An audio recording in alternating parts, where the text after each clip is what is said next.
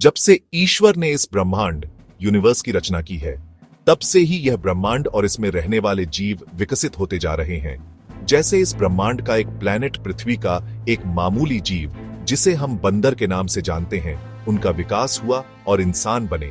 इंसानों ने अपने लिए नए नए रास्ते बनाए और विकसित होते गए।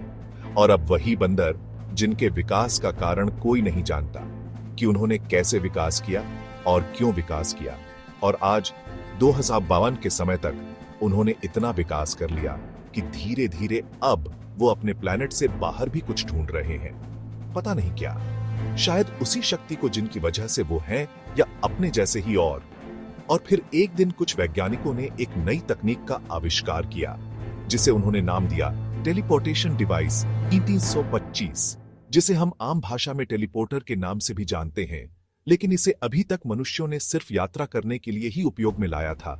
लेकिन फिर एक दिन एक चमत्कार हुआ। एक वैज्ञानिक ने इसकी मदद से एक अलग आयाम, एक अलग ही ब्रह्मांड में पोर्टल खोल दिया। और आगे की कहानी हम सब जानते हैं। क्लास अंश के लिए तालियां बजाओ। वाह अंश वाह, क्या प्रेजेंटेशन बनाया, कमाल कर दिया अंश। इन तालियों के बीच कोई बड़बड़ा रहा था। क्या सच में? पता नहीं मैं कभी टेलीपोर्टेशन डिवाइस 325 देख भी पाऊंगा या नहीं।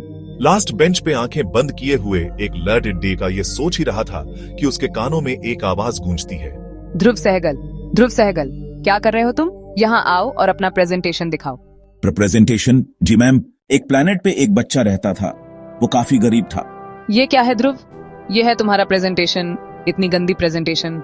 सभी बच्चे जोर जोर से ध्रुव का मजाक उड़ाने लगे। अरे ध्रुव, कम से कम बच्चे को अपने आप से कंपेयर तो नहीं करते?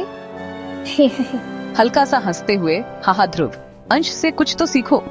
कहाँ उसकी प्रेजेंटेशन और कहाँ तुम्हारी घटिया प्रिपरेशन। बाहर जाओ और दोनों हाथ ऊपर करके खड़ेड़े रहो। यही है तुम्हारी पनिशमेंट।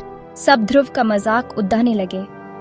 हा हा हा हा, लूजर ध्रुव अपना सर नीचे करके आंखों में आंसू लिए। एक दिन सबसे ज्यादा स्मार्ट और पावरफुल बन के दिखाऊंगा। यह बड़बड़ाता हुआ ध्रुव बाहर चला गया और फिर स्कूल खत्म होने के बाद सीधा घर जाते ही अपने रूम में जाके सो गया।